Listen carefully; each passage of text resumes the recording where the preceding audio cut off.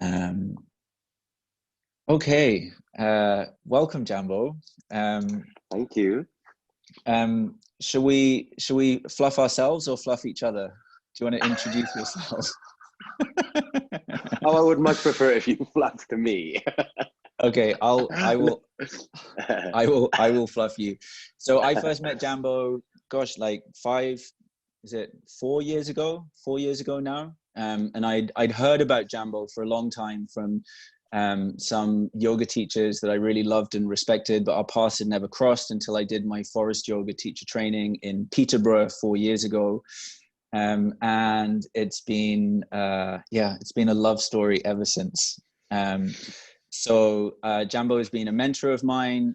He's been a teacher of mine, and I host events for him here in Berlin, little trainings, and above all that, this beautiful friendship has blossomed, and he's really one of the most important, inspiring people in my life.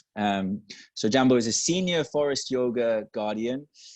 He's the co-founder of Yoga Bodyworkers. He has a long history of working with addiction and mental health. And what else do you do? What's the important things that you need to mention? Oh, okay. The important things that let's say it like this. I am very fascinated with the human potential, and so what the way that I've been exploring that over the recent years is by essentially breaking down paradigms within my own mind and within the minds of the people that I work with, and I like to play with the magic of the unconscious. And one of my favorite things right now is a practice that is commonly known as psycho magic, which is a way to tame the unconscious. You can call the unconscious your shadows or the ego states or the various states of the ego, whatever you want to call it. And my work is to convince or seduce your unconscious to dance with its own light. So the way that I like to work is I love to jest. I love to be inappropriate, and I'm sure that if Tom invited me, then I must be within an environment where it's okay to be inappropriate. I don't like to do things too traditionally. All of my practices are very much about dismantling ways that we need to operate. So this is with the way that the world is right now. It's actually perfect timing to reintroduce that work, because now we know old things don't work as well anymore, and we need to tap into another aspect of us that is predominantly unconscious in order to explore and unfold into the way that we want to live our lives next. The way that I share this with people is very much through the medium of the physical body. So either in yoga, meditation, diet, exercises. And when I say exercises, I mean processes that they can often be quite weird, but it's all related to how we trick the unconscious essentially to believe in a different reality. So in a nutshell, that is me in a nutshell. Shall I fluff you, Tom, or have you already introed? Yeah, fluff me a little. Okay, great. Okay, great. So I first met Tom, I believe it was 2016, in a Forest Yoga teacher training in Peterborough. And we actually shared many of the same connections. And those people were people within the yoga community. There were other senior yoga teachers that absolutely adored Tom and also gave me some, can I call them pre-warnings? Kind of pre-warnings about like how energetic he is and how explosive his energy is. So that's how I was introduced to Tom on that level of our profession. But in the unpicking of our relationship, we found out that we actually have masses, in fact, maybe like over a decade worth of connections that we were completely unaware about. We share a lot of the same friends. So the interesting thing is that the group of friends that we're connected to were people that love to go to raves, love to party. Essentially the complete opposite of the yoga life. And so when we became friends and noticed that we had all of these connections, we were like, fuck, were we in the same place? So Tom and I have been partying together unconsciously for at least a decade. And then we came together to relaunch that way of partying within the environment, which is known as yoga. Mm-hmm. One of the things that I love very much about Tom is the way that he holds space, particularly for men. I admire the way that he works with integrating the divine masculine, and particularly within the environment of working with the LGBTQ community. Mm-hmm. Awesome. Okay, so why don't we start with so we're talking about self-care in the current situation, and I wanted to ask you how have you adjusted your daily self-care practices to this new environment? Is everything still the same, or have you putting more emphasis on some practices and letting some others slide? How have you adjusted to this new environment? Okay, well, that's an excellent question, because guess what, guys? Right now, we have no choice but to remove out all the superficial shit that we used to do, the stuff that the stuff that we can't do right now. So, for example, I love doing a yoga practice, and I love going to the gym. Like, it's my other thing. When I'm teaching these trainings with Tom at lunchtime, I need to go to the gym. Everyone needs to leave me alone, and that's like my hour break to get grounded and back into my body. And of course, right, I'm a gay man that exists in this time. So, you know, I would go to the gym, and of course, then I would do functional exercises. But of course, the other half of the time was definitely about bicep curls and looking at other biceps that were in the room, right? You know, that's kind of so essentially that aspect of my practice has been removed. To train in a way where I'm training superficial appearances of my physical structure, and also admiring other male bodies in that kind of environment. That kind of stuff has been completely removed out. And so I've had to adapt my practice by using things such as, I basically have to create a home environment where I'm able to do a yoga practice as well as do some stability work. So I went off and I ordered some bands and a couple of kettlebells, like nowhere near as heavy as I like to lift, like not boasting or anything like that. But if I do go to the gym, unless there's 100 kg available, I'm really not interested in some of the compound movements that I like to do. I used to have that mentality. And now I have these bands that are like, what, 10, 20, 30 pounds in resistance capacity. And that's really all I have to work with. So that's what I mean by having to remove the superficial stuff out the way. And another aspect of looking at removing the superficial stuff is within my yoga practice, I'm having to do poses that keep me sane. I can't do poses just because they have a beautiful acrobatic experience to them, and I need to use that in order to maintain social media status or whatever. So my physical practice has honed in 100, like if it was 100% before, now it's 100%, 110% focused on, I know that doesn't make much to Germans, right? But more, my emphasis is way more, that on focusing on doing the very thing that I need to do. So for example, over the last 2 weeks, I've been sitting a lot whilst I do a lot of one-to-one work or group work online. And as a result of that, my hips have become more unstable and my lower back has been hurting again. So over the last 4 days, all of my work with instability work, as well as my yoga practice, has been strengthening my right leg. And I'm talking about doing 200 repetitions of working on just my right leg. And after I do that, then the back pain is gone. So because it takes 200 repetitions of a one-legged bridge, for example, I haven't got the time to focus on sort of aesthetically pleasing yoga practices. The other thing that I've had to adapt to is two other things, is my meditation practice. So right now, my meditation practice used to be like this: 45 minutes to 30 minutes in the morning, and then another 30 minutes in the evening to balance things out. Or maybe I would do an hour in the morning and an hour in the evening. But actually now it's not enough of that, and I need to be even more focused. So now I sit for 10 minutes 5 times a day. That's how often I need to sit to stay connected to the very thing that I'm wanting to connect to. And then when it comes to diet, there's this other conscious aspect of myself waking up and asking myself, you know, do I really want to eat this food right now? If I eat this right now, what effect am I continuing to have on the rest of the planet?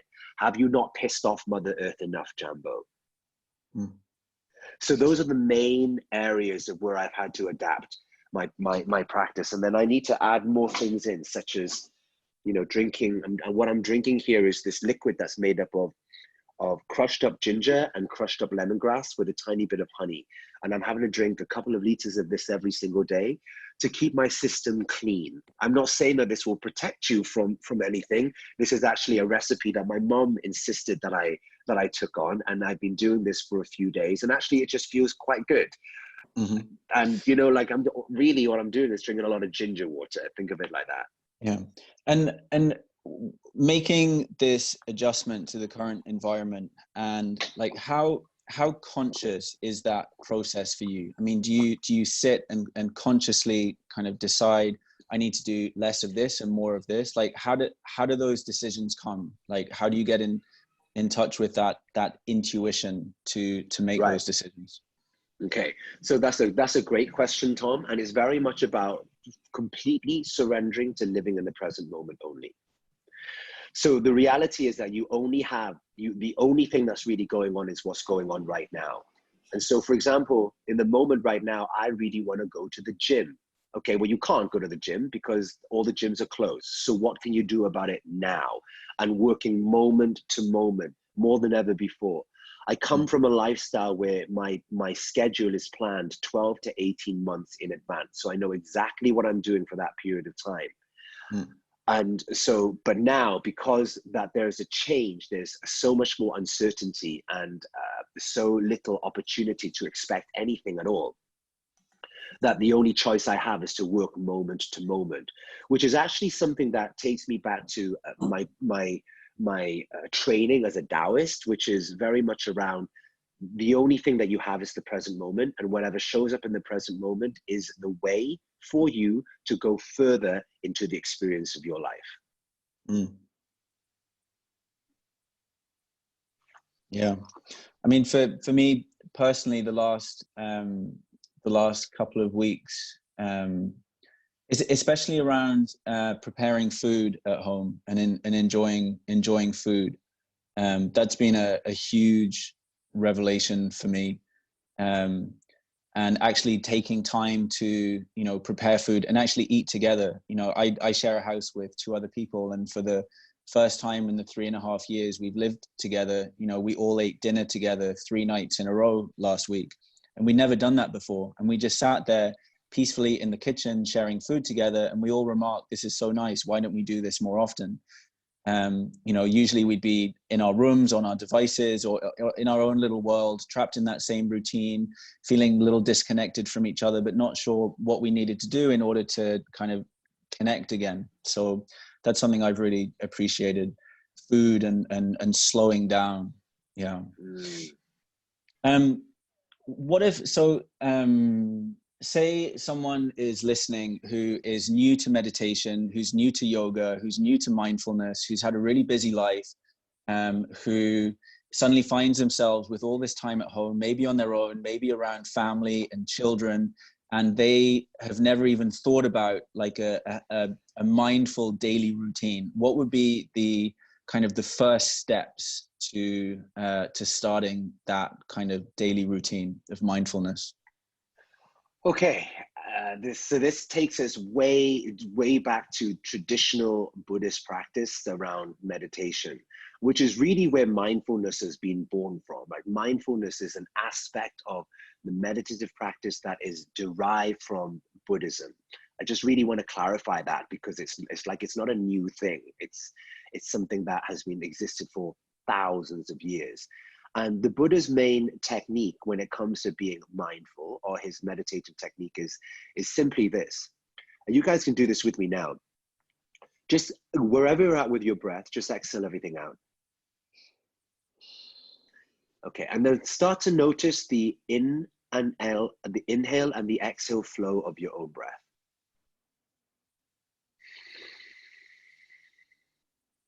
Without controlling it, just be aware of it. Now this time, each time you inhale, silently say to yourself, this body is breathing in. And as you exhale, this body is breathing out.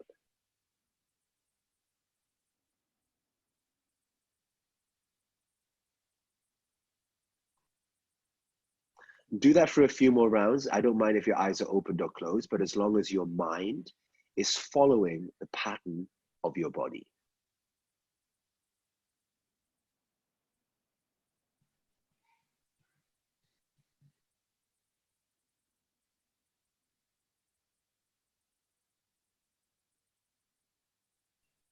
And now continue being in this place of being mindful of when you inhale and exhale. And you can add additional components to it, such as you can feel your feet on the floor. And you acknowledge these feet are on the floor. This bottom is in this seat.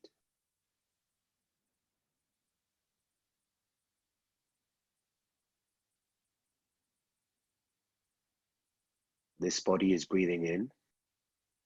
This body is breathing out.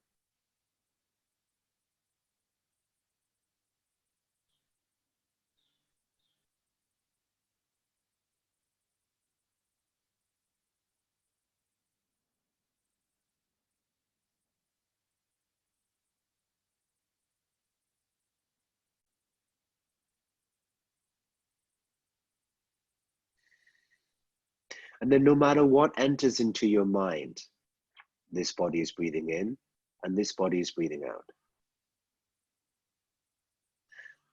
And then begin to notice how the mind and the body are now more unified. They are doing the same thing at the same time. This is called integration.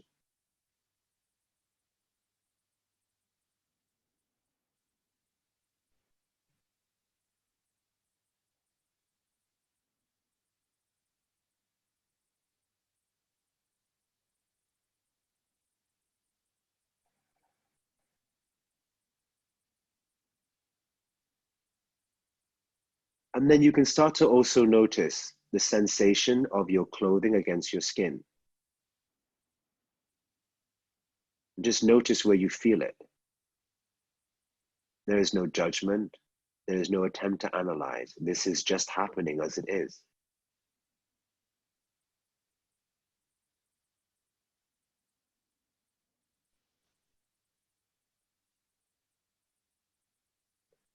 And then you can extend this practice into whatever you're doing. When you grip a mug, when you pick it up to drink some tea or something like that.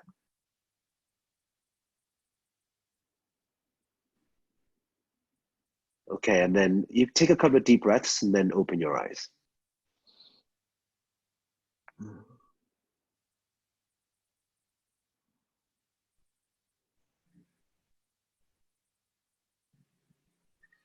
In a nutshell, this is how the Buddha taught meditation. You would sit still, this body's breathing in and this body's breathing out. And you repeat it over and over and over until the mind and the body have a unified expression, its experience to it.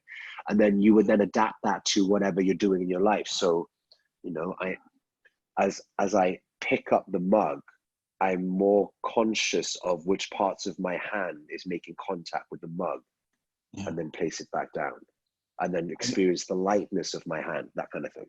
I find the shower a really good place to practice that, because the shower, it's a really easy place to kind of just stand there and be numb and disconnected and think about like the world and the universe and past, future, and everything else that's going on in life, and then you miss the whole experience of being in the shower. So, you know, if you're in the shower, actually be in the shower and enjoy it, like sing or dance or, you know, do something that like makes it more of a ritual, so that you're actually I'm actually enjoying the physical sensations and pleasure of having a shower.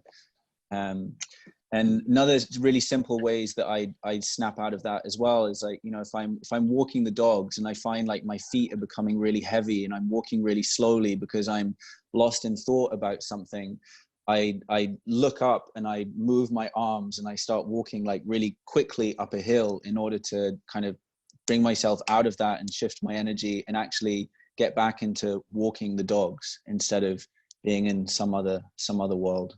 Yeah. Perfect. And the shower, actually, I'm so glad you brought that example up, is one of those areas where I work with my body dysmorphia. And this is very much inspired by my boyfriend. And whenever he jumps in and has a shower, basically we go into the bathroom together, take our clothes off. He takes a look in the mirror and he just goes, "Oh yeah, I look hot today." And then he just jumps in the shower. And regardless, and he says it every day, no matter what's going on. And the next sentence might be, I feel a bit bloated, but I still look hot today. I look hot today. And one of my partners in my work at Yoga Bodyworkers, Brian Campbell, whenever he looks into the mirror, he always goes, "Oh, hello, handsome." No matter what day it is, no matter what's going on. And it's a great place when you're naked to deal with that stuff. Yeah. And that is not an easy thing to do, to look yourself in the mirror and to say that, you know, it's not, Sure. it's not easy. Yeah. And I'd like to extend on that. Is that okay? Okay. Yeah. Is that okay? I'd like to expand on that. So my background is in eating disorders. So I was a bulimic child. And before I was a bulimic child, I was actually clinically obese, very, very large. I saw photos the other day of myself where I didn't even realize I looked like this, where I was so obese. Now my lips were like stretched full, and I was like, whoa. Could not remember that part of my life. Clearly had forgotten about that. And the reason why I developed this stuff was because the way that others showed me love was through the medium of food. So I just ate up, and then I would just make myself vomit and then repeat, because that was the way that I received love. So as a result of that, I also have some loose skin now as an adult. And so going to the gym was one of those things where I was able to overcome that piece of myself. So in relation to when Tom was just saying that it's very hard to do this work, one of the things that I love to do now is stand in front of the mirror and look only into my eyes.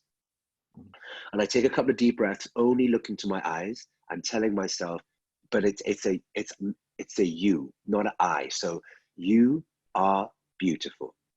Firmly into the eyes, as though, and with the same quality of attention as I would do so to somebody that I really, really cared about.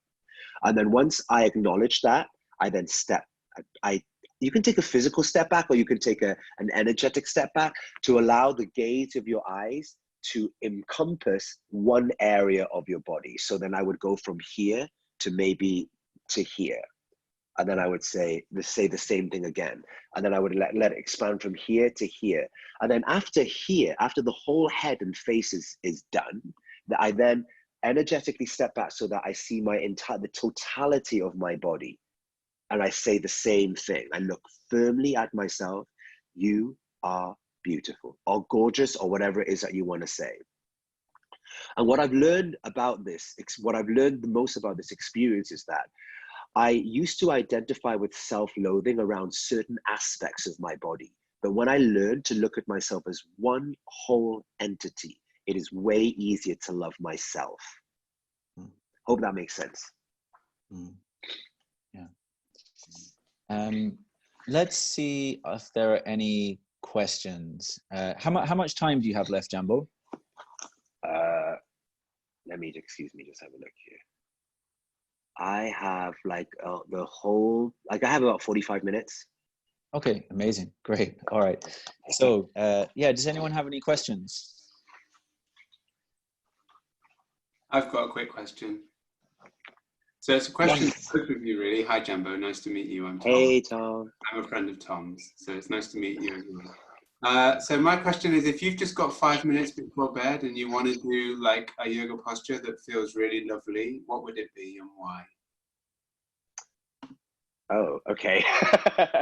All right. So the yoga practice, if I only had to do one pose, it would definitely be related to whatever my compensation pattern was. So it really depends. Basically, my question back would be, does anything hurt? For me, I think also the question was like what to do just before bed, if you had like 5 minutes just before bed. Oh, sorry, Tom. I thought you said as soon as you woke up. No, the other end of the day. Okay, the other end of the day. Okay. Can I get you to do two things? Me? Two things. So the first thing I would do is definitely a neck release. Right, definitely one of these neck releases. And when I was whilst doing the neck release with eyes closed, why don't we all do this together? Yeah. Okay. All right. So inhale and sit up tall. As you exhale, relax right ear towards right shoulder. Good. Okay, good. I'm going to go this way. Okay. Now close your eyes and take a big inhale, feeling your breath, expand your ribs, and then lifting up into the side of your neck. That's right. As you exhale, just exhale out of your mouth. Now, as you continue breathing into the left side of the neck, breathe in a way where you are using your breath to let your neck know that you are so grateful for what it's done for you today.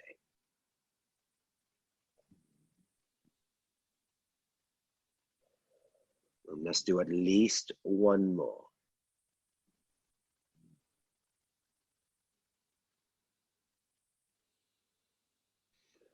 Okay, and then use your right hand to the next device on your head and use that hand to fix the head up. Great. Let's do the other side. Otherwise, otherwise we're going to be walking around like this. Yeah. Okay. So take a huge inhale, sit up tall. Exhale, left ear to left shoulder. Wash your breath through your ribs and up into the right side of your neck. As you exhale, just exhale out of your mouth.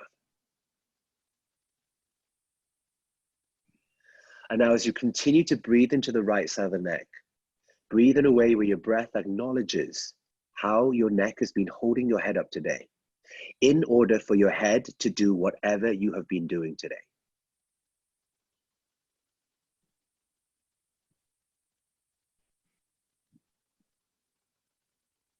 Good. And as you inhale, use your left hand to pick the head up.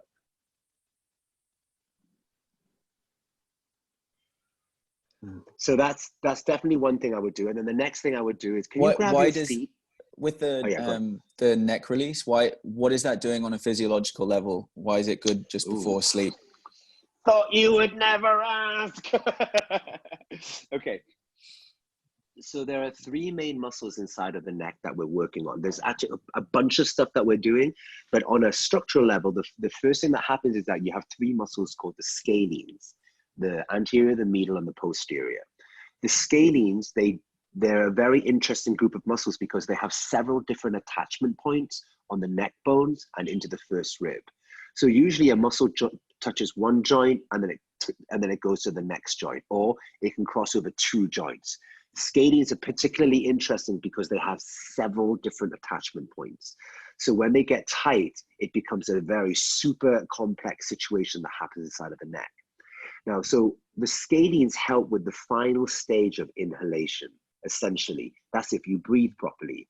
If you don't breathe with your diaphragm properly, then these muscles in your neck, which are considered the secondary muscles of inhalation, help you to inhale the 75,000 times you inhale per day. So what that means is that your diaphragm is the main muscle of inhalation. If you're not using that optimally because you're busy, you're distracted, you're not moving well, then what will happen is you'll start to breathe with your neck. So then these muscles become short. Now, the scalenes also, they're involved with computer neck and text neck. They become, so if you use a computer, use a phone or a tablet, you definitely have scalene issues for sure. So if you've been doing that for any longer than 30 minutes per day, which I believe is the whole world right now, definitely longer than 30 minutes, then there'll be congestion in this area. The other reason why stretching the neck out is important is because there's a particular nerve called the phrenic nerve, which goes from the base of the brain through the side of the neck here, passes down, and then it innervates into the diaphragm. So if these muscles here are constricted, it actually blocks the nerve that is informed from your nervous system to kick off your diaphragm and start going. Now, if you imagine that your diaphragm is the keyboard and your nervous system, which includes the brain, is the software. Whatever you type in is whatever program kicks off, right? So if your diaphragm is the keyboard and you're not able to optimize what is being programmed, it then sends a very different information to the nervous system, which sends another information back out. So to put that into basic English is like this. If you begin to breathe in a very weak diaphragmatic way, you begin to have a similar breathing pattern as somebody who's in a state of anxiety. You do that for a sufficient number of breaths, that information goes up to the brain, and it goes back to the diaphragm, and then this catch-22 cycle operates, which is how people then remain stuck within the cycle of not being able to get out of anxiety.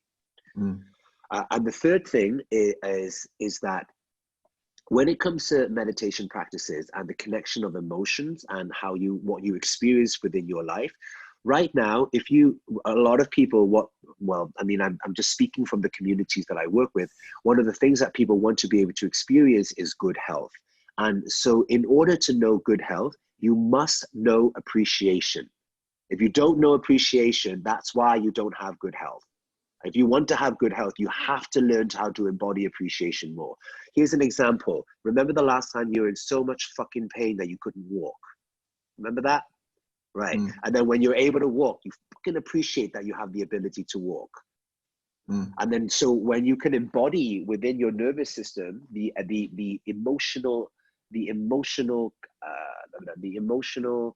elevated emotional state of appreciation, you then make wiser decisions. And that in itself brings more health. Does that make sense? So when we're doing this neck release and you're breathing in this way where you're letting yourself know that you appreciate what these structures do for your head all day, that increases your internal emotional currency around appreciation, which then enables you to make much smarter choices.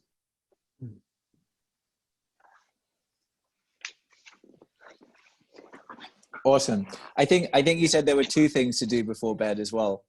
Oh yes, excuse me. Yes, that's what. See, this is what I love about Tom. He never forgets a single fucking thing that I say.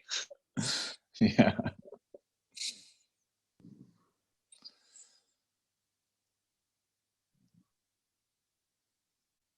I think he's frozen. Yeah. Hang on. I think I'll come back. Let's see.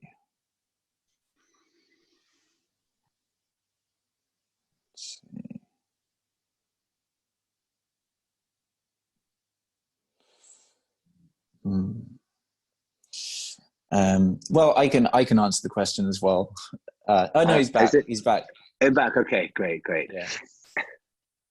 Okay, I don't know what's happened here. Okay, great. Oh. So, are you guys okay touching your own feet? Yeah. Would you guys like to do this with me? Yes. Okay, great. Let me see. I need to play with the lighting of this room. Okay.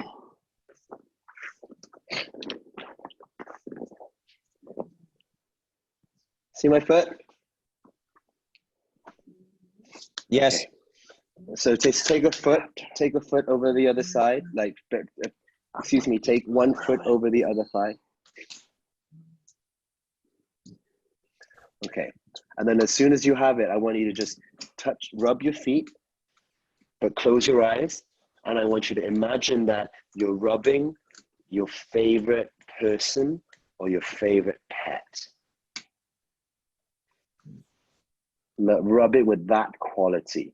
And I want you to touch every single part of it.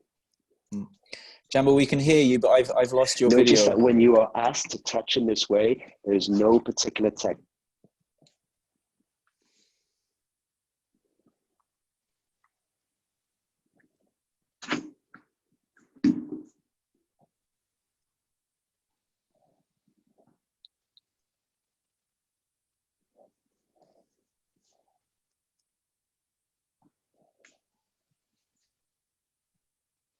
Hey, Sully.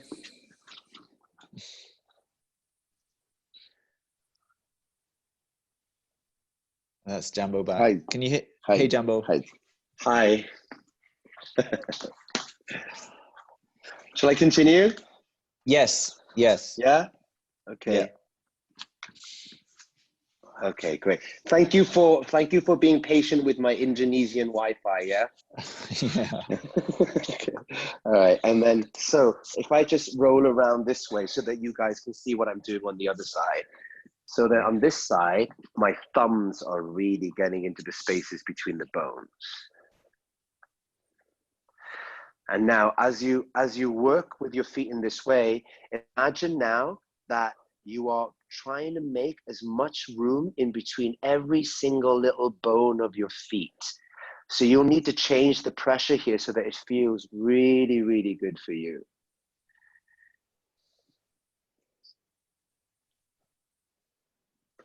Okay. Okay, and then I would like to show you guys just one acupuncture point that is very good for sleeping. Okay, this point is called spleen 6, the three yin meeting. So you can feel your inner ankle here. Now the space above it, which is here, ankle bone is here, space above is here. Place 3 fingers like this. Now, where the 3rd finger ends on top, press your thumb into that spot. And my shin bone is here. The point is directly behind the shin bone. So 3 fingers above the ankle bone, directly above it, above the 3rd finger, close to the shin bone, press on that point. It should be sensitive on everyone. And as you hold on to this point, begin to breathe very, very deeply. And then start to make circles on the point that you're pressing.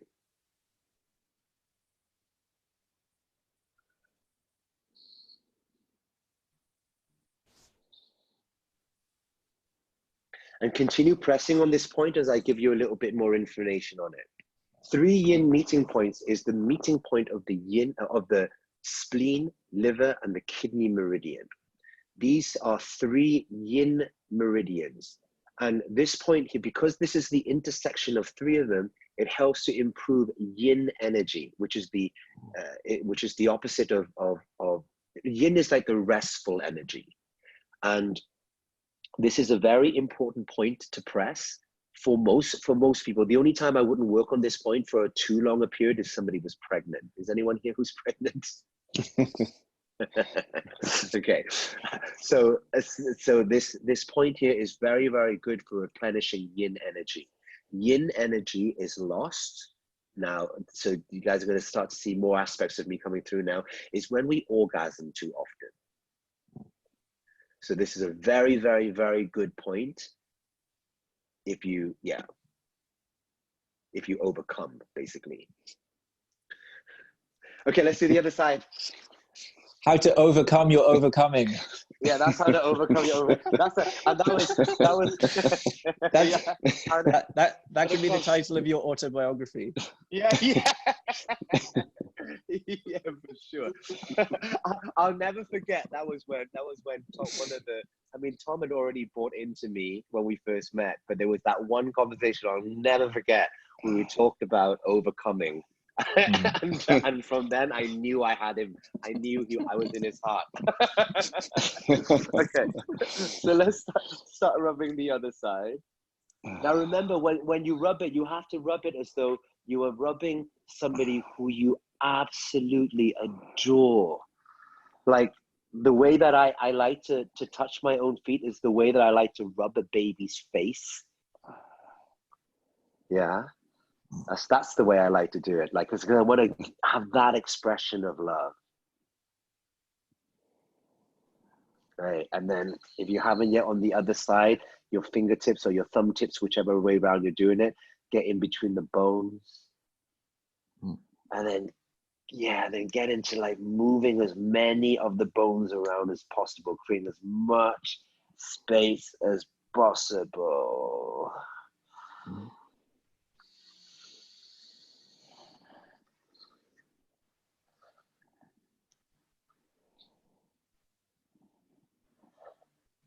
And then as you do this work, there'll be moments when your whole body has this experience of like that, that feeling. You know, when that happens, you have moved chi, which is the whole point of doing this type of work. Good, that was it. I just heard I just heard a grunt there and I like it. So as I work on these points, Tom and I are unmuted. And if you've ever heard us practice yoga, either together or me in Tom's class, then you'll know how vocal we are about experiencing pleasure. And that's super important when you do this healing work. So again, we have this ankle bone here, 3 fingers on top, thumb goes on top, hold onto that point. So I'm going to give you guys a couple of minutes to hold. And then once you've got that feeling of something going on there, this is when you have met chi.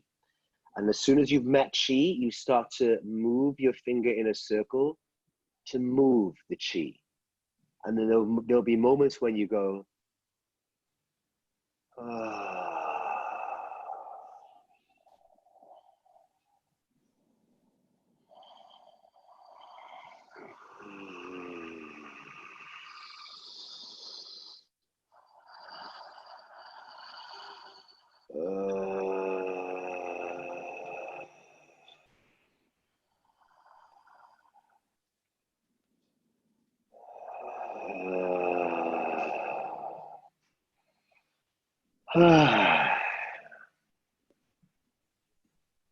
okay, and then you can let that go. And you should feel, your feet should feel pretty sweet after that. And I'm loving the grunting that I can hear here. And I want you guys to be vocal about experiencing pleasure on your own that doesn't involve holding your own genitals. It's super important. It's super important that that's not the only time that we do it, because you know what I come across these days in the work that I do with men is that they are so shy about the expression of pleasure. I know that when they masturbate, it's completely silent. There's this, like, pleasure is not supposed to be silent. And when you're on your own, you should be able to make more noises because no one's there. You should be able to be as weird as you want, right? Yeah. And so to get re-familiar with that stuff, when you're touching yourself in this way, allow yourself to feel like, oh yeah, it feels so good. Yeah. Oh, you know, because you fucking deserve it. And you know what pleasure is? Pleasure is the complete opposite of pain. Yeah. Complete opposite. If you want to get out of pain fast, go for pleasure. Which is why many of the ways that the modern day culture go for these quick fixes is because that's what they can associate with pleasure at the time. Essentially, it's a dopamine fix. But if you do something to yourself that is pleasurable, like, so for example, let's say my back was hurting in a yoga practice, well, I would just focus on where could I experience pleasure. For example, my neck. And after focusing on that for a while, the pain definitely will reduce because it's a different chemical that's running through your bloodstream. Yeah. Oh, excuse me. Kick my mum's remedy over. Well done. There, mum. I've spilled the cure to coronavirus all over the floor. Sorry, mum.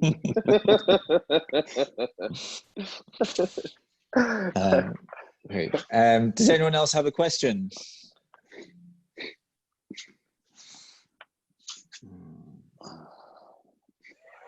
All right. Well, I have another one, which would be, I mean, obviously, like, so much has changed in the last 3 weeks, and we've all had a big readjustment to make. And you know, how long this is going to last and what the future looks like is pretty uncertain. And you know, I mean, people have described this to me like, you know, they feel like they're on a holiday or on retreat at home. I mean, you could compare it to, you know, like either a pilgrimage or a vision quest type experience to, you know, we have to adjust to these circumstances and spend more time with ourselves. And, you know, for people who are approaching it from that way, what are useful kind of tips and guides of how to approach the coming days, weeks, and months as a kind of as a spiritual process and a spiritual journey? Okay.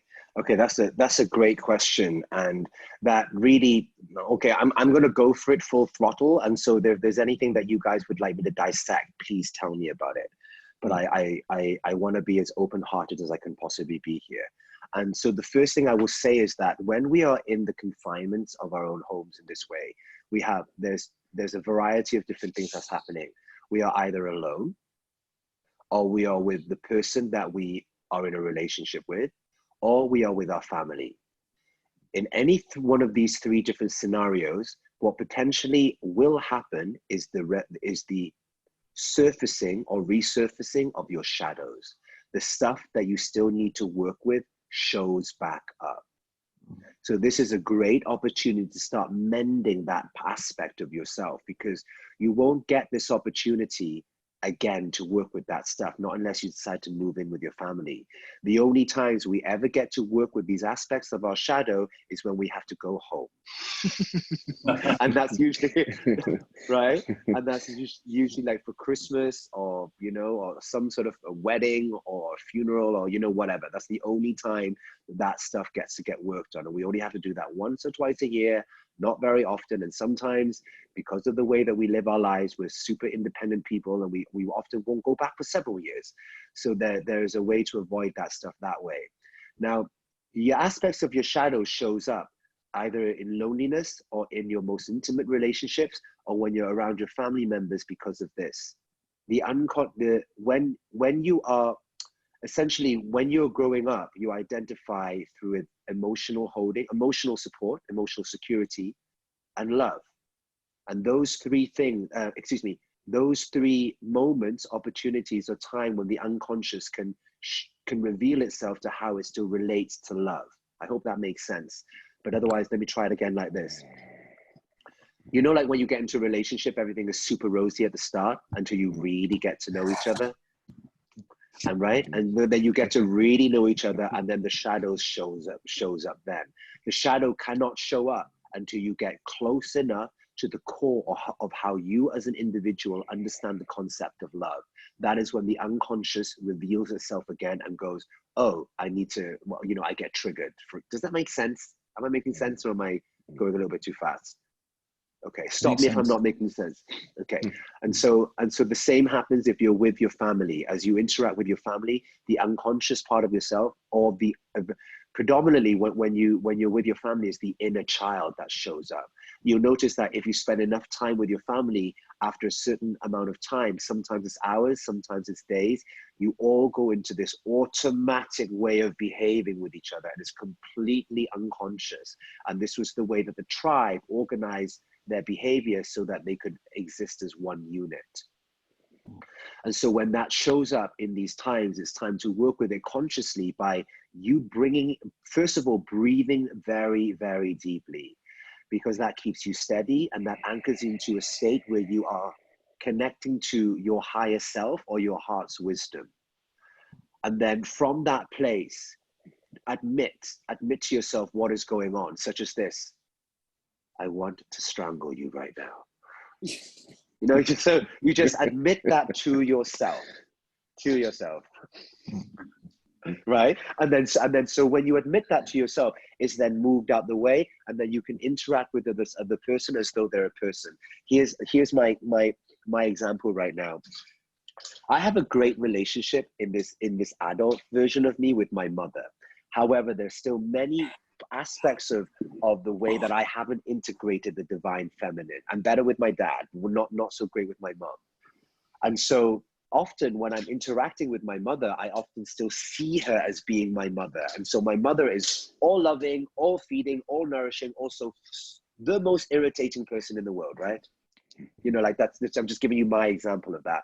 So when that happens and she's doing that, I will just look at her, breathe deeply, and say, I want to strangle you right now. And then I fully allow myself to feel that, fully allow myself to feel it. And then once I've allowed myself to feel it, the acceptance of it then shrinks it. And then once it's shrunk, I'm able to look at my mother as though she's another human being and not just my earth mother.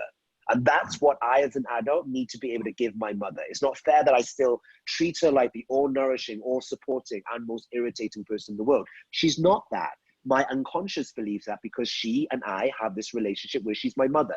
She's supposed to be these things. I'm supposed to be highly irritated by her. For example, your versions will be slightly different. But the point is this: once you get into that place where you're stark, calm, and stable, by just admitting the reality of what you feel, you can then treat the other person as though they are simply another human being. And that is one of the most liberating things that you can do to heal these aspects of the unconscious as we navigate through these times.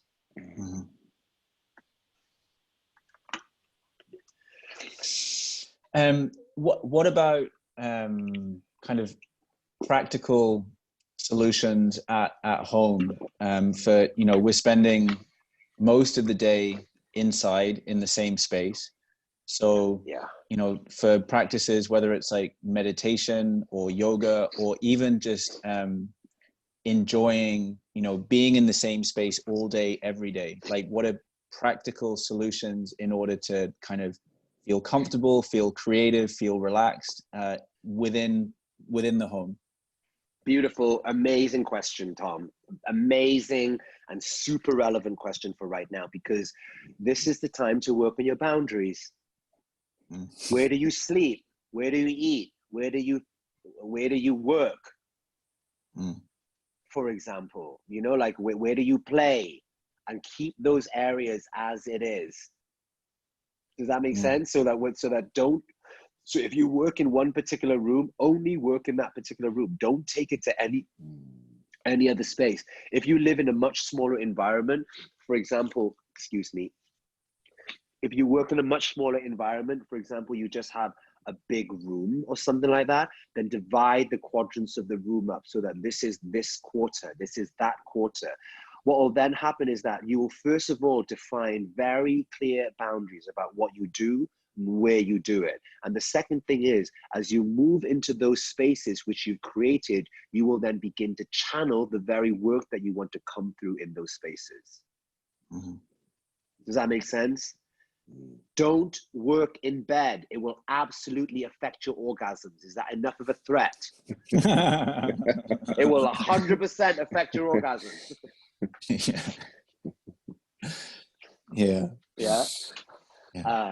So that's definitely the first thing that I would say. And the second thing I would say is invite variety into what you do.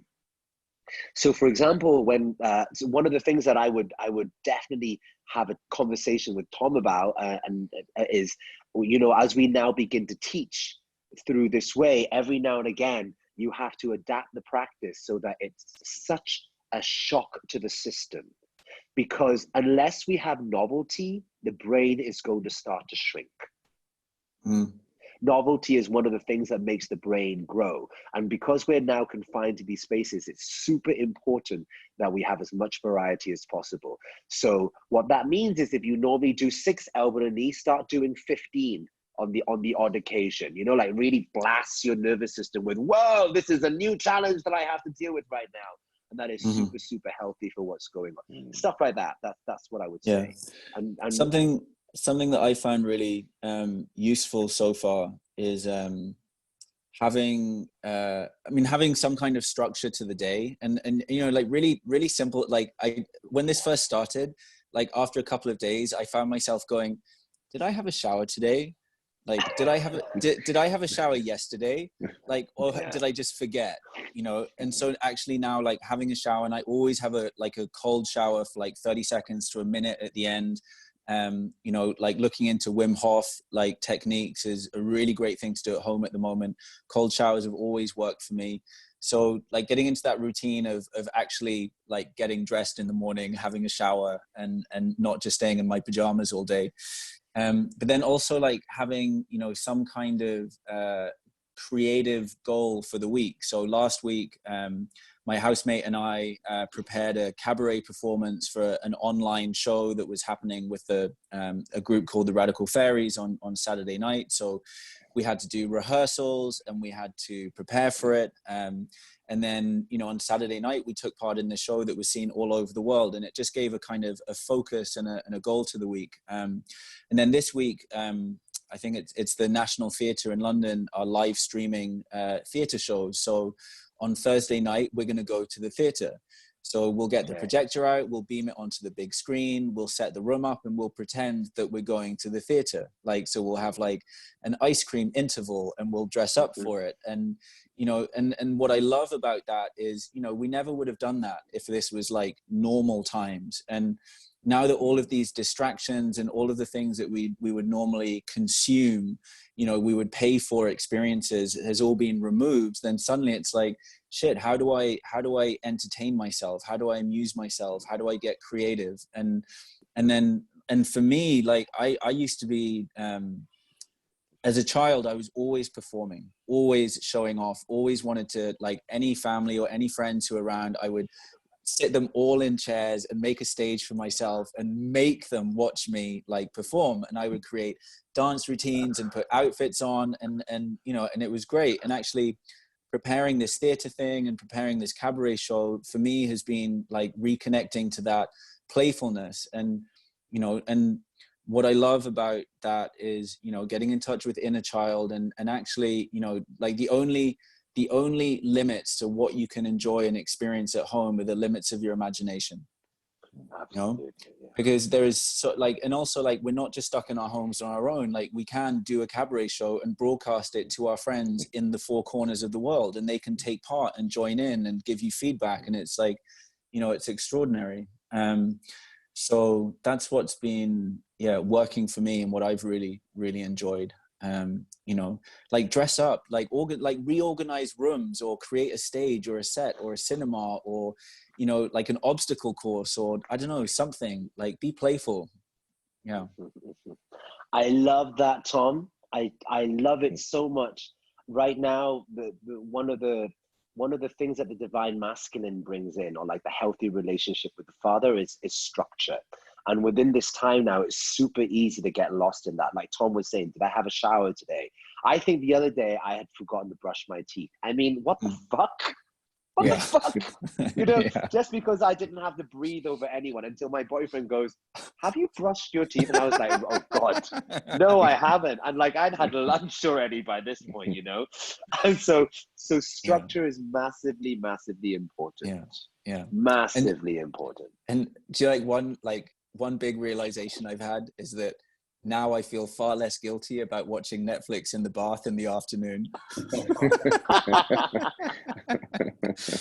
Because like, I'm a freelance yoga teacher. I work from home, so I can structure my day however I like. But in like normal 9 to 5 rules, you know, if I had nothing to do in the afternoon, I would get in the bath and I would like put a movie on and I would feel guilty about it from start to finish, going, I should be working, I should be more productive, I should be doing this. And I would kind of enjoy it, but I would kind of ruin the experience for myself.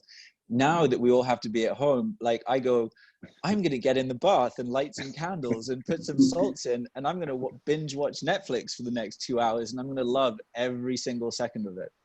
Yeah. Yeah, that's amazing. Yeah. I don't have a bath here. The water, yeah, no. You don't have a hot bath in Asia. Does it make sense? Yeah. Who else has got a question? Yeah.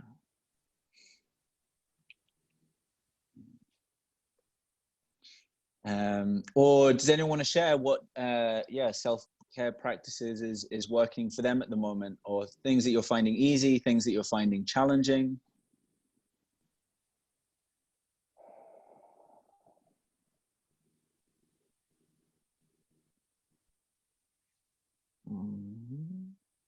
I was just curious because in the back of Tommy Sullivan's living room, I can see what looks like a grand piano. Yeah. Is that yours? Hi, hey, good morning. Hey, sorry I'm late. It's I think it might be almost 5 a.m. here now. I'm in Chicago. So yeah, I saw this chat, Tom, a couple days ago, and I'm like, oh, I'd really love to go to that, but it's at 4 a.m. And yeah. I just kind of put it, but I actually thought it was last week. I mean, I thought it was next week, and then I woke up and I saw your writing about it, and I just hopped on in bed. That's why it was so dark. And then I came out here. And because it's my husband's grand piano. Yeah. So yeah, he's been this time I've been trying to look at it like from what everybody's been saying. It's been I think it's a really sacred time for sure. Both Drew's parents are in the hospital. His dad had his feet amputated the day before I got sick on March 10th and flew home from Kansas City, and then he came home. But you know, going back to the piano, it was that first Sunday, and his mom just went to memory care. So like both his parents went to 2 different places of care, went under lockdown. Nobody could see them.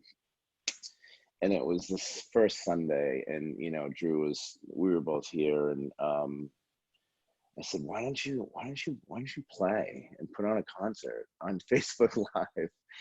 And he said, really? And he's a singer-songwriter, and he writes just some amazing music, and he did, and it lifted everything in the house, in our lives. And so now he's been playing twice a week on Facebook Live at 7:30 Central. So yeah, this is our living room, and yeah, what a pleasure to wake up to this. Sorry I was late. I'm just glad I caught a piece of it. So yeah, I'm working out with Allison, and I know she's mentioned Jambo, so I'm doing a private with Allison at 10 this morning via Zoom.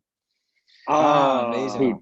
Who Tom introduced me to when I left his retreat last year, because I just had to continue in Forrest Yoga. Oh, well, please give Alison a big virtual hug from me. I will. She's going to be so psyched that and pleasure to meet you. Yeah. Pleasure to meet you too. And please don't worry about being late. I was late to the party too. And I was, yeah.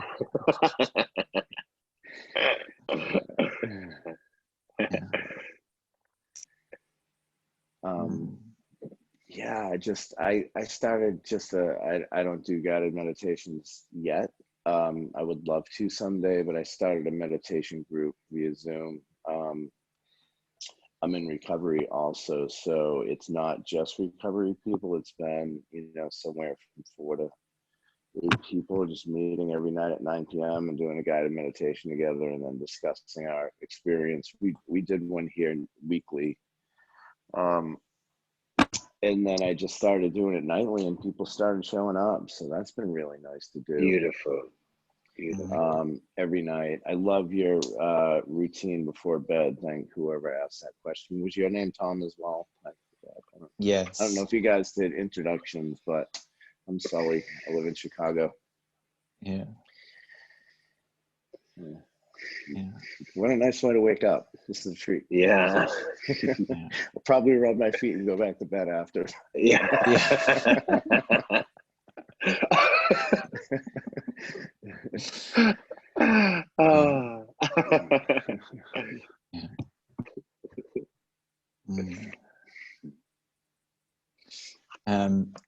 And wood pigeon, Tom. Oh wow. Let me mute. What are the self-care practices that are working for you at the moment?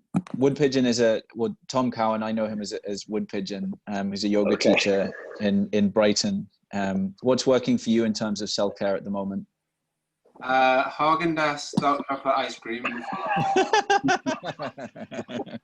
Really good quality organic beetroot juice in the cupboard. Yeah.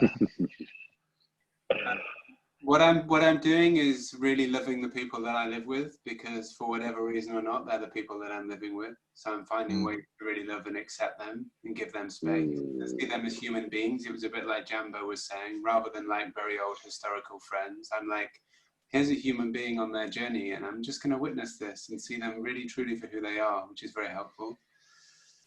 I go out in nature every day, and nature is really one of my greatest kind of solaces, that I can just sit quietly and be part of this big ecological system that's happening that puts my life into, you know, perspective. So I'm enjoying watching the sky change, watching storms move in and out, you know, looking at the sea, being a little quiet and contemplative with that. And also what I'm doing is really connecting with a lot of my local teachers, actually, that I wouldn't normally go to see because I couldn't be asked to get on my bike and cycle for 20 minutes. Yeah. Now they're all in my living room or my bedroom on Zoom, and it's great. Yeah. I've never done so much exercise, yoga. Yeah. Amazing. My housemate was like, oh, you're busier than you've ever been. And I'm like, yeah. Yeah. Yeah. The world is clean here. Hey, Tom, do you know Ruthie Rooster? Ruth? No. No. Ruthie, all right, okay, Oh. okay. She's somebody who I know in Brighton, a yoga teacher over there, and she's got a really interesting approach to yoga. Just a very open-minded woman, very, very open-minded woman.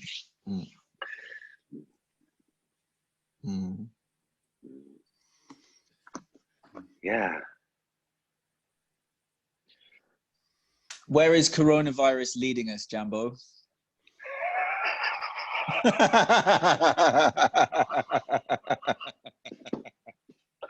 Are you really ready for this? No, wait. I had a really a thought that really amused me this morning was that I've been joking with people that you know, I mean, we've had plagues of locusts in Africa, the whole world's been full of bushfires. Now we have a virus spreading across the world, and now I'm thinking that at Easter, someone claiming to be Jesus is just gonna emerge. And it is actually the resurrection. And yeah. We could dress Tom up, couldn't we? Yeah, I don't know. I don't think I have a Messiah complex yet. Give me 10 years and maybe. No. We could dress Tom. Oh, Tom's that. Yeah, he's got the hair, right? He's got the. Yeah. You know. Yeah, I think Tom, you'd be a very effective kind of fake Jesus. It's not unfamiliar to me. Yeah. Yeah, but where do you think this is leading us in a kind of in a global consciousness level?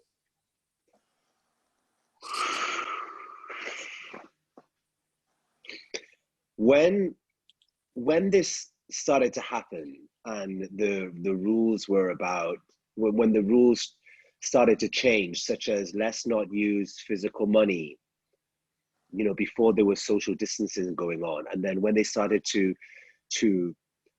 invite us to have our health monitored, it made me think about China and how the government over there during the time of SARS convinced everybody that actually we need to have less contact and this is the way that we're going to take care of each other. Then what happened was that cash is pretty much being removed from China.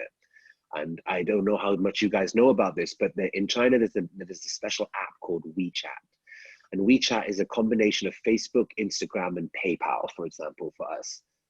And so that's how all transactions happen now. So even if you're begging on the street, they'll have this this barcode, and the person will use their phone to tap the barcode, and that's how they'll donate money even.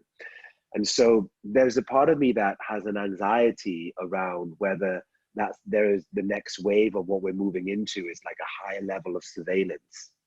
Mm-hmm. And so less privacy. But I'm also aware that there's a lot of very conscious people in the rest of the world outside of China who will probably want to fight against that movement. And when I'm observing, for example, the nature of what's going on in social media, what I see is a lot of people stepping up. So for example, a lot of yoga teachers are now doing the very thing that they were absolutely fearful of doing, such as teaching online or believing that they had the capacity to do that. I'm seeing some of my non-yoga friends post very positive comments up. I mean, the cheesiest one will be, send me the 17th photo of your album. all the way to tell me 3 great things that happened to you today. And already these 3 variety of posts of social media sharing, which is how people are interacting, is very different to the mundane stuff that people used to do before. So what I'm seeing is that there's a lot of effort to raise consciousness by creating communities exactly in this way.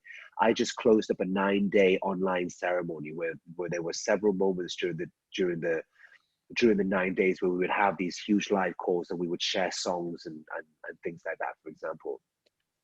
And so what that means to me is that in the recent, maybe I would say 20 years or so, when we moved away from living close to our family and more into the nuclear family setup where we all have our own small boxes and we're all contained like that, we're actually making another breakthrough the other side now and recognizing that in order to get through this, we need to be part of community.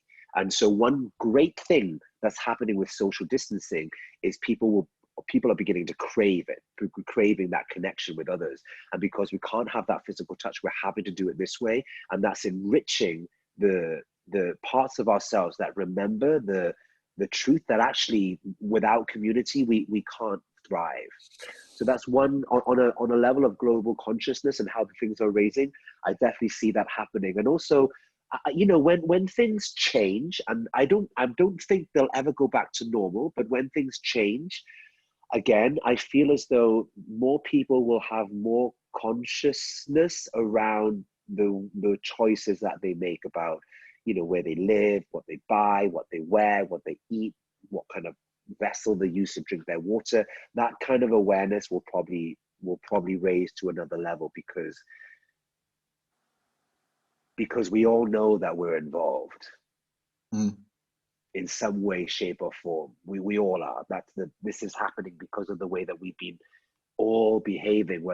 I mean, I didn't realize that how much a t-shirt costs the environment to make until very, very recently, for example. And I've bought thousands of t-shirts in my life. I've also drank thousands of cups of coffee, you know, before I realized, shit, this thing can't be recycled, before I even knew that was going on. So, you know, like, so for example, that's what I'm seeing. I'm sensing, that as we move into the next evolution of humanity, people will probably make much, much wiser choices. Because we don't want that to happen again. And it's, you know what this reminds me of? This reminds me of being in detention or being grounded.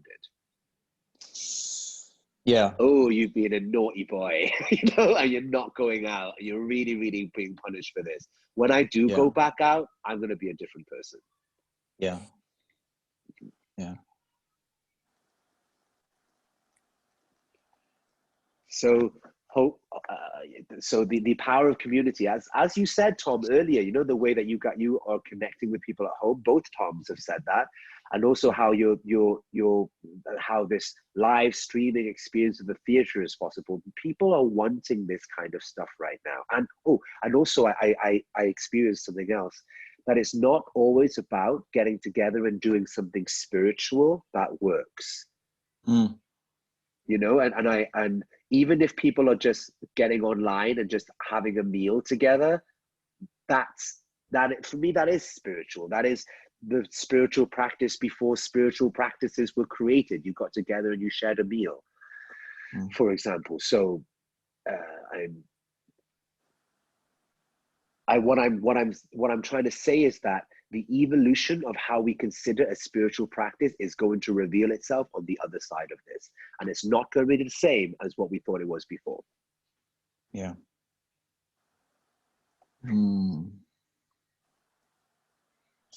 I have a question for one of you. I don't know who wants to answer. You know, we don't know how the coronavirus is going to take place and when they will find a medicine, vaccine, treatment, and some people have very pessimistic scenarios that it might go on for many, many months. And I wonder how is it going to affect the physical physical, social distancing, what is called today, but how is it going to affect us going forward after this coronavirus is over? Will the people be afraid, do you think, to come close and to have physical, proximity to strangers? Or whether, we will get used to it so much that, we will, keep on distancing ourselves, or whether it, will be just put aside and we'll get back to normal life as we used to have it before, going into crowded rooms, will people be comfortable with going back to how we lived before? Or will we continue to keeping this 2-meter distance from the people whom we don't know? I don't know, Andre. That's a great question.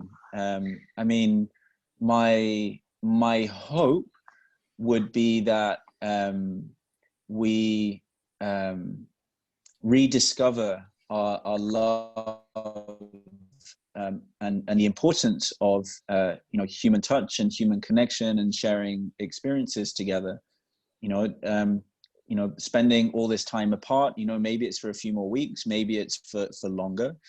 I think rather than people being scared or being intimidated to be in contact with each other again, my hope is that we'll place even more value on it and we'll rediscover a love for it. And kind of what I asked Jambo about, where this is leading us kind of collectively, something that I've sensed for a long time is this feeling of frustration and hopelessness and helplessness, and that the current systems just couldn't sustain modern life any longer. With highly evolved, adaptable, resourceful, sacred, spiritual animals that didn't evolve to be contained by modern life, and kind of created this sickness in society, but no one really knew how it was going to change. And how amazing that like this global pandemic, which is a sickness that has forced us to retreat from each other and spend time apart to reevaluate what's important. And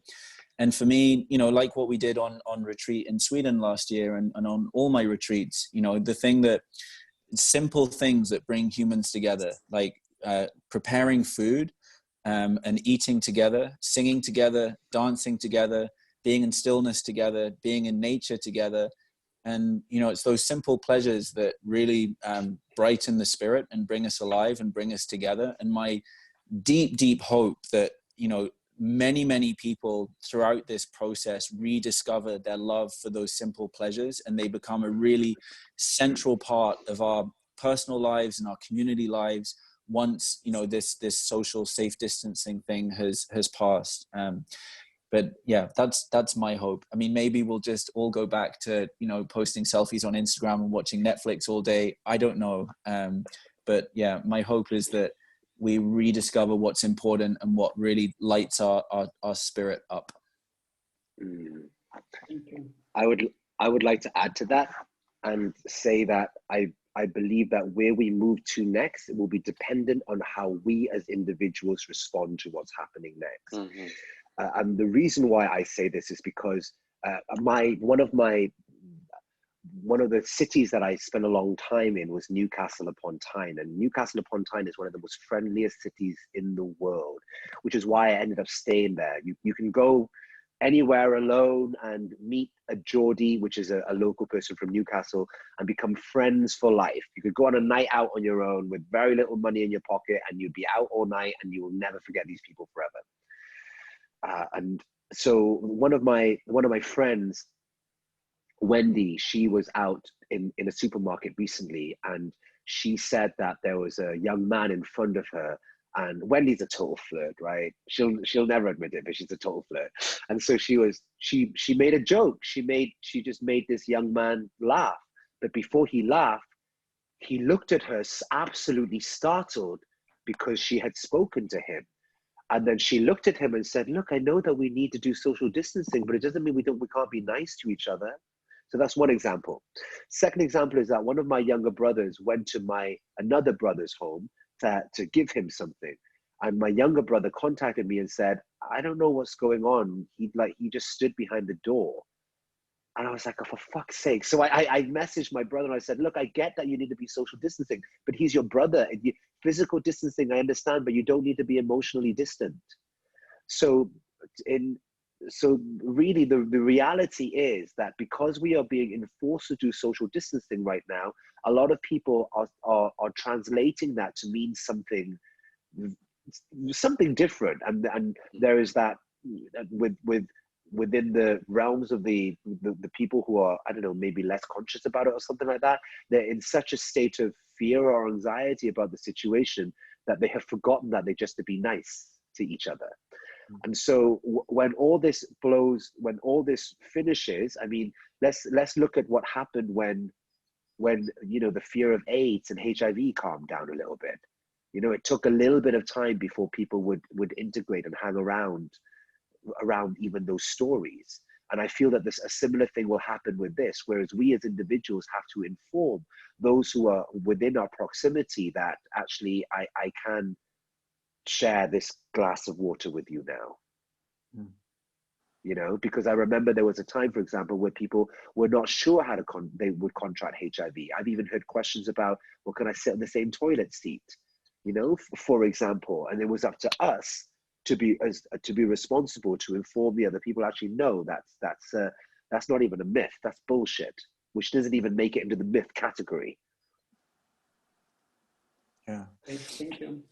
Yeah. Also, with safe distancing, what I felt in Berlin is, rather than walk around my neighborhood and feel scared of people or worried about people or keeping a distance from people because I think they could infect me, I've actually really been enjoying it and treating it as like it's like a dance, a choreographed dance, walking down the street. And each time someone gives me a little bit of space, I'm really grateful to them, because, they're looking after themselves, but they're also looking after me as well. So even though we're keeping that space from each other, it's actually based on like compassion and kindness and generosity. And, like standing outside a shop and all waiting like 2 meters apart from each other, it's like staying separate, but there's a really beautiful intimacy there as well, because it's everyone looking out for each other. And I've really enjoyed feeling into that and appreciating, people changing their behavior, to look out for each other. Feels really, really lovely. But that's in Berlin and Kreuzberg. I know it's not going to be the same everywhere. I think now people can kind of recognize that you are there. So by keeping the distance from you, at least they acknowledge that you are there. So they take notice of you, that you are there. So exactly, thing, giving some consideration that you are there. Yeah. And if 2 meters isn't far enough, I recommend walking around with like a paper tissue in your hand. I did that yesterday for a little bit, and people just parted so wide. They literally stood back and waited and just said, please go past as far away as possible. So if you want more space, carry a paper tissue. If you want to get the place and the transport in the future, I guess that's what you need to do. Yeah. When all this stuff started kicking off, I tell you, looking Chinese was very, very useful. Very, very useful. Get out of my way. And that's, go on. If I'm walking around Berlin and if I see someone speaking Spanish or Italian, I have found myself giggling to myself, because I'm extra aware, or I hold my breath, or it's strange. That's funny. One of my cousins told me that she went out somewhere to go buy something, and somebody had pointed a finger at her and started yelling at her and saying that this is your fault, and she took it. She just didn't argue back. And so now I will make a contact with my entire family and say to them, have no fear about going outside, because in the second that if anybody said that to me, I would say, back off before I cough on you, you little fuck. Yeah, that's what I would say. That's what I would say. Back off, or you're gonna get my juices, not the ones that you want. Yeah. I had a really nice experience with my son last week, who just moved here. That also happened right before this all happened, and he moved into a home, and he has a few roommates, and works in a supermarket, which is good because he's busy. And he gets out a little bit, but you know, separate households, and we were going for a walk, and and I hadn't seen him in 2 weeks because it all just happened right when he got here. And I said, oh my God, this is the first time I am ever going to see my son in 26 years and not embrace him and hug him. And we had talked about the whole thing, but I didn't have that thought until like right we were going to meet. And so we were walking up towards each other. We were kind of doing this through the air because he knew we weren't going to hug too. And I stopped, we stopped about 6 feet apart. I said, you know how much 6 feet is? And he backed up a step. I said, no, you were right there. You were right there. And I said, you know what I can do instead of giving you a hug right now? And he said, what, Dad? And I said, I can look you right into the eyes and tell you I love you instead. And like I started crying, he started laughing and said, I love you too. But, I realized that day, I'm very physical with people I care about and hug, but we can turn that back into words again and like actually communicate that with our voices now, what we used to do with our bodies, which is different, for me. What I said to him, I usually embrace him, and I say it to the back of his neck, really, because I'm in a hug and I'll tell him I love him. And it's probably not very often I look him straight into the eyes and say it. So that was different. Andre, it's so nice to see you. I didn't know you were on. Oh yeah, little Sweden reunion. Yeah. Oh. Okay, well, it feels like quite a good time to wrap things up. Are there any final words, Jambo, that you wanna share? Are there any final words I would like to share? Yes. Mm-hmm. I appreciate that there's a lot of news that's circulating around in the air right now, and I'm certainly not here to talk about conspiracy theories or anything like that, but I will say this. As information comes out to us, know that it is probably not fresh, although we're told that this is like the latest news that they have. What the news is sharing with us is the best update that they can share with the masses at this time. And in those moments when they share all these different types of news, it makes us feel as though we have to behave in certain ways. And I get that, we have to be in isolation right now. And I agree with that. But one of the things that I feel is super important for all people to know right now when we're in this place is that no matter what is going on in the world, no matter what you're being told and being informed, you are the only authority of how you feel. And the moment that you integrate that firmly, that you are the only authority of how you feel, you're back in the driving seat. Because you know what? This is happening right now, and it's no different to how something controls the environment and then the rules of the game of life change. But you remember, you are the authority of how you get to feel. And also thank you for being with us today. It was really, really great fun, actually. Yeah. It was great. It's great to meet you guys. Thank you, Tom. Yeah. Thank you so much, Jambo.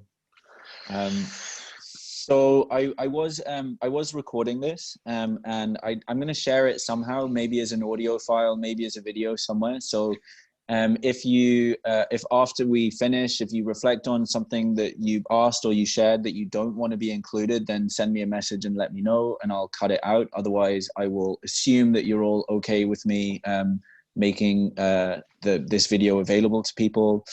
Otherwise, thank you so much for joining. Yeah, it's really great. I'm going to try and do one of these Facebook Live or Zoom live chats, one per week.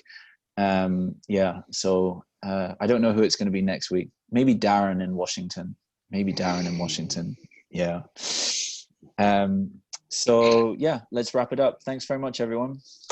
Thank you. Thanks so much, everyone. Bye-bye. Nice to meet you all. Bye-bye. Bye. Bye, bye, bye. Tschüss.